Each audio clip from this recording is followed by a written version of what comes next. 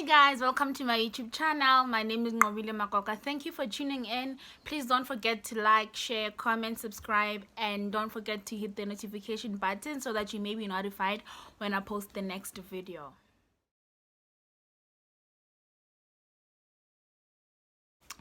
Everybody want to pass, everybody want to do good, and everybody want to be proud of their results at the end of the year. You don't want to just have results for the sake of having results, because if you are doing matric, your results determines whether you are going to get into varsity or not. So in this video, I'm gonna give you 5 techniques which I used and they helped me when I was doing matric, and ever since then I've never looked back. I've been doing good in my studies. So I hope that these techniques are gonna help you as much as they helped me. Technique number 1, you have to change your perspective about certain subjects or modules.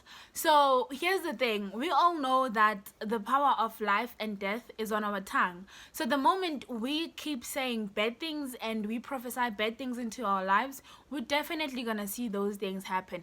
The moment we focus on the I cannot do thing, it's the more we cannot do something. So you, instead of focusing on what you cannot do, focus on what you can do and try to learn what you can't do. So what you have to do is that you have to tell your mind that we can do this, and the moment you tell your mind that you can do it, your mind gets programmed to find ways of doing it. But when you say you can't do it, your mind literally goes to sleep and say, let us rest. So you have to make sure that you say things like, I can't do it, it's not that difficult, I'll figure it out, I'll find a way around this, I'll ask questions. You know, like, find positive things to say. Instead of saying you can't, start saying you can, and find ways of doing that, because when you say you can't, you can't. Technique number 2, you have to study, practice, test yourself, and ask questions. So studying alone is important as much as studying in a group is. So here's the thing, when you study alone, you get to understand the kind of person that you are and how can you study better or best. So when you study alone, you also get to discover some things. So after studying, you have to make sure that you understand whatever it is that you are studying, and if somebody will give you a test tomorrow, you'll be able to answer those questions. So you have to test yourself, and in case you don't understand something, or in case you think what you did is not exactly what you're supposed to do, you have to ask questions. You have to ask your friends, you can ask your teacher, just ask somebody who knows or understands the subject or module that you were studying or currently studying. Technique number 3, use past question papers. So the reason I'm saying this is because they normally repeat questions, and another thing is that using past question papers gives you an idea of the format of the question paper.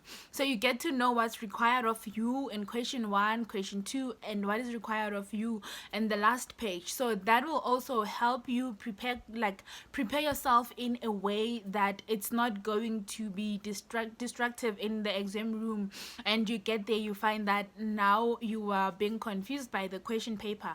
So you get to understand the format of the question paper, and you stand a better chance of scoring marks on questions which get to be repeated, because the more you repeat a question, it's the more it kind of sticks into your mind. So every time when you come across that question, it doesn't become so difficult for you to deal with it.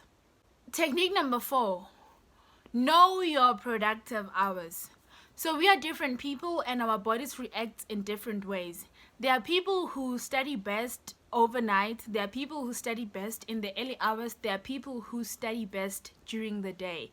So you have to know where do you fall. You have to know if you can concentrate and focus best in the evening, or if you can do that best during the day, or if you can do that in the AMs.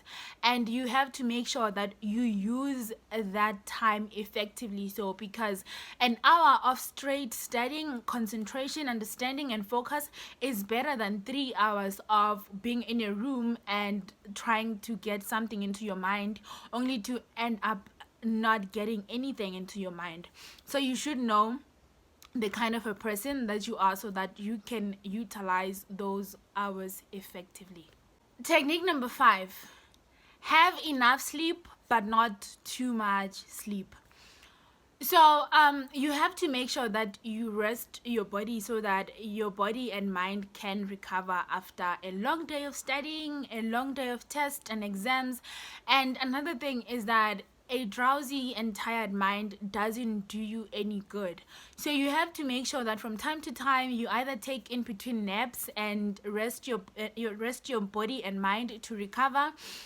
And whenever you sleep, you should sleep enough to rest your mind, but not sleep too much, because also sleeping too much is also not good, because there are times when I wake up late, and whenever I wake up late, it's like my whole, like, it's like everything is just all over the place. So you have to make sure that you sleep enough but you don't sleep too much, because you don't want your mind to be all over your place. You need to train your mind that this is time to study. Let's say you study in the AMs, you should make sure that at least in the evening you sleep for an hour or two, so that in the AMs you can wake up and be able to prepare for school the following day and not be hindered in any way. So you have to make sure that you rest and your body recovers, and you train your mind that, okay, at this time of the day we sleep, and at this time of the day we wake up and start studying.